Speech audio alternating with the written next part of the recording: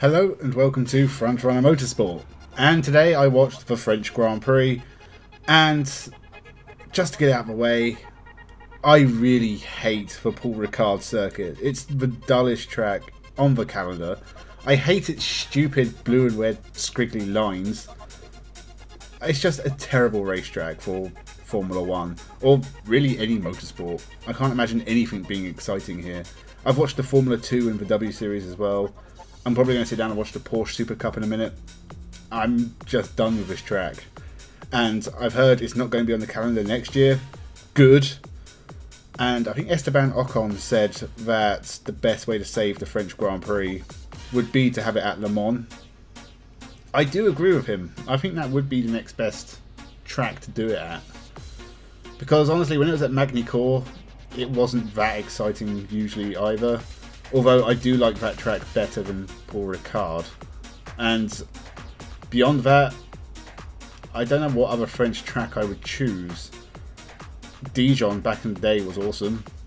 I don't even know if there's a racetrack there anymore, but it was a great track.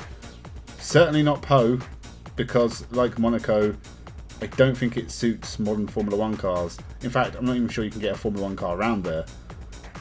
So yeah, I think Le Mans is the next best thing for the French Grand Prix, and I do think there should be a French Grand Prix because France has a really great heritage in motor racing. It's where the first motor race took place. It is important. So I do think there needs to be a French Grand Prix on the calendar, just because it does have history. There's a legacy of great French drivers, there's French manufacturers. It deserves a place more than Qatar does. So hopefully a deal can be made to at least keep something on the calendar. Now on to the racing. And there wasn't really any big surprises in qualifying. I suppose the biggest surprises are that Sainz and Magnussen bothered going out.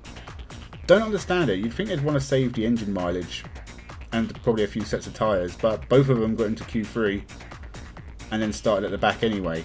But I guess it's up to them what they want to do. I'm sure there are reasons to do it. I'm sure the data is useful. Extra track time's always good. I just think, especially Ferrari having a lot of mechanical issues, and both those cars being Ferrari engine cars, you'd think they'd want to save the mileage. But it didn't matter anyway. Charles Leclerc on pole, and again, in the early stages it looked like his race to lose, and then he made a mistake and crashed. It really is a season of ups and downs already for Charles Leclerc and Ferrari in general, but he cannot make mistakes like this to be champion. He's already falling way behind Max Verstappen, and Ferrari have proven they are not bulletproof, so he can't afford to make any more mistakes this season because he needs Max Verstappen to have a bad patch to catch up with him.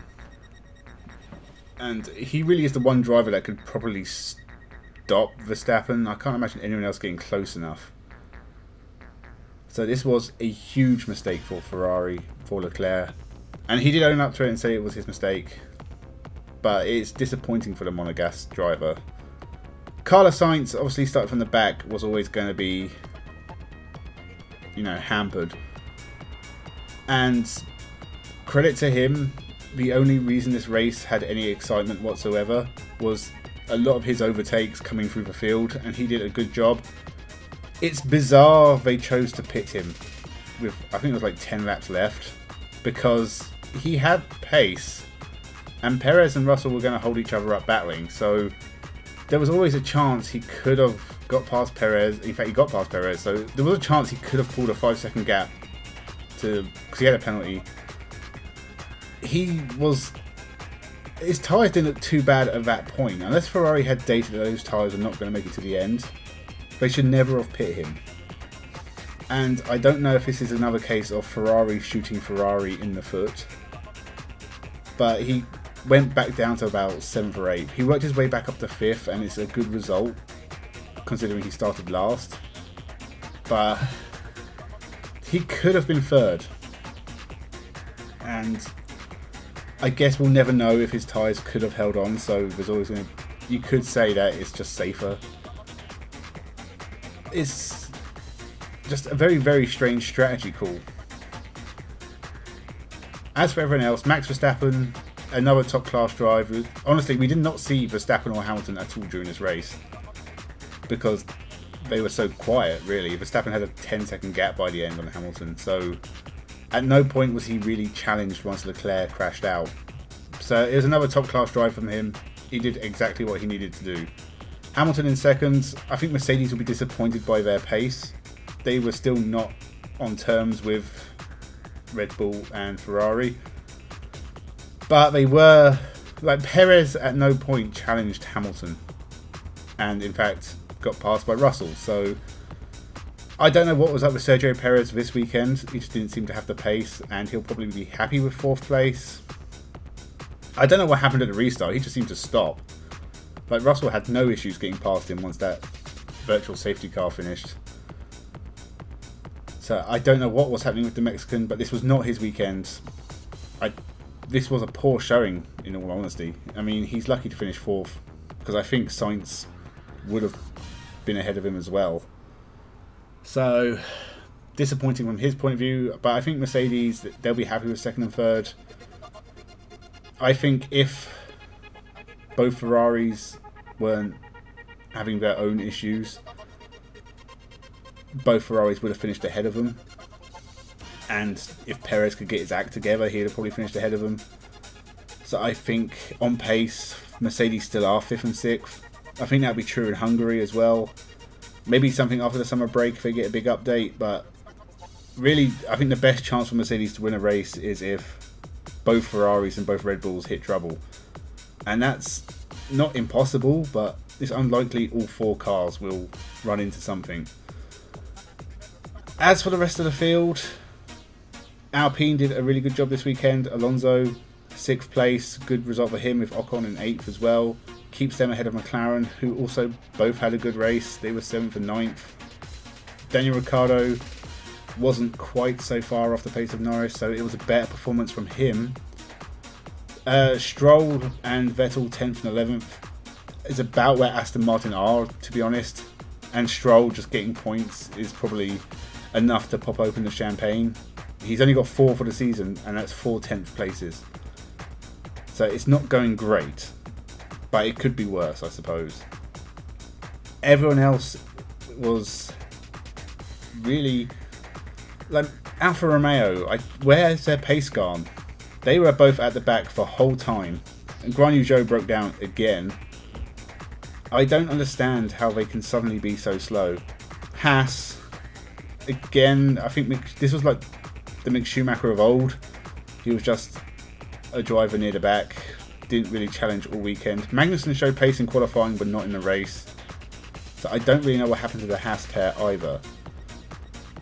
AlphaTauri, Gasly, again, barely featured all weekend. You barely saw him. He was outside the points again. Tsunoda looked good in qualifying. He got through to Q3. Obviously, he had his own issues. He got taken out, so we didn't get to see him. I think he retired quite early.